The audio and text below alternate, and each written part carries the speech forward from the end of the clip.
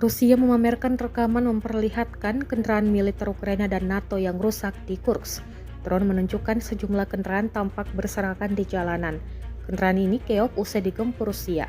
Rekamannya beredar di Telegram pada Minggu 8 Desember 2024. Beberapa saluran Telegram besar yang mendukung Rusia melaporkan pembebasan Plekhovo di Kursk. Setelah mencapai Plekhovo, unit-unit angkatan bersenjata Rusia menduduki posisi di jalan terluar selama beberapa minggu mengapit garnison musuhnya di dalam hutan.